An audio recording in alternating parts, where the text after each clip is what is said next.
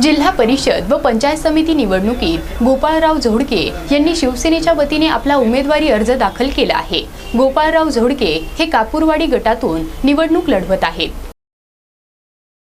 जिल्हा परिषद पंचायत समिती निवडणुकीसाठी उमेदवारी अर्ज दाखल करण्याची काल शेवटची तारीख होती। उमेदवारी अर्ज दाखल करण्याच्या या प्रक्रियेत गोपाळराव झोडके यांनीही आपला उमेदवारी अर्ज दाखल केला आहे। शिवसेनेच्या तिकिटावर गोपाळराव झोडके हे नागरदेवळे गटातून निवडणूक लढणार आहे। मागील 5 वर्षात नागरदेवळे, बुऱ्हाणनगर, कापूरवाडी, वारुळवाडी या गावात जेवढी विकास कामे केली त्यापेक्षा जास्त विकास कामे या पुढील काळात करण्याचा प्रामाणिक प्रयत्न राहील, असा विश्वास शिवसेनेचे उमेदवार गोपाळराव झोडके यांनी यावेळी व्यक्त केला।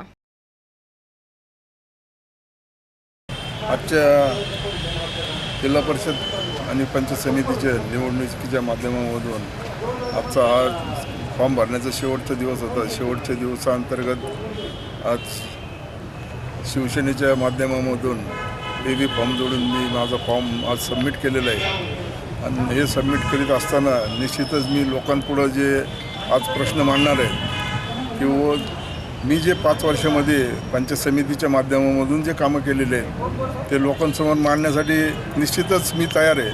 आणि हे तयारी असताना निश्चितच नागरदेवळा, बोरानगर, कापूरवाडी, आणि वारुळवाडी ह्या गावामध्ये मी सातत्याने जवळजवळ 31 ते 32 हॅमॅक्स टाकलेले आहेत। त्याचप्रमाणे पादेरमळा, नागरदेवळा वस्तीमध्ये पादेरमळा इथं सीडी वर्क केलेलं आहे। तसेच झाडगे वस्तीवर एक सीडी वर्क आहे। त्याप्रमाणे दुसरा एक सीडी वर्क धाडग्यांच्या पुढील वस्तीवर आहे। आणि जवळजवळ 1.5 ते 2 किलोमीटरचा पंचायत समितीच्या माध्यमामधून डांबरीकरणाचं रोड डांबरीकरण केलेलं आहे। हे करीत असताना निश्चितच सांगावंसं वाटतं की पंचायत समितीचा जो निधी आहे तो निश्चितच तोडगा आहे। आमदारकीच्या निधीच्या प्रमाणामध्ये जर पाहिलं तर पंचायत समितीचा निधी जो आहे तो थोड्याफार प्रमाणात म्हणजे कमी निधी असल्यामुळं आणि त्यातल्या त्यात शासनाचा जो निर्णय झाला 3 वर्षापासून शासनाचा निधी हा 13वा वित्त एक डायरेक्ट ग्रामपंचायतला वर्ग झाल्यामुळं जे कामं काही प्रलंबित राहिलेले आहेत ते कामं मी जिल्हा परिषदच्या माध्यमामधून निश्चितच करण्याचा जो प्रयत्न करणार आहे आणि तो केल्याशिवाय राहणार नाही अशी मी सर्व गावकऱ्यांना मी ग्वाही देतो। आणि या निवडणुकीच्या निमित्ताने सांगू इच्छितो की आपण मला निश्चितच शिवसेनेच्या माध्यमामधून निवडून देणार आहात ही अगदी खात्री आहे।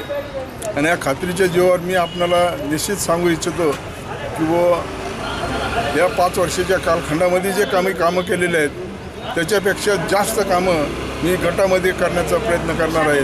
माझ्याबरोबर जे पंचायत समितीचे जे गणामध्ये जे काही उमेदवार असतील तेही उमेदवार त्याचबरोबरीने माझ्याबरोबर काम करणार आहेत। कारण हे काम करीत असताना निश्चितच स्वायत्ता भेटणार आहे की जेणेकरून मी ज्यावेळेस 30 वर्षाच्या कालखंडामध्ये आत्तापर्यंत जे काम करीत आलेलो आहे त्यांच्या आधिपत्याखाली ज्यावेळेस काम करीत होतो त्यावेळेस काम करण्याला कुठंतरी मॉडरेशन राहायचं किंवा हे कामं करू नका, ते कामं करू नका, इकडं निधी टाकू नका, हा जो प्रश्न होता तो प्रश्न निश्चितच आता तो मार्गी लागेल।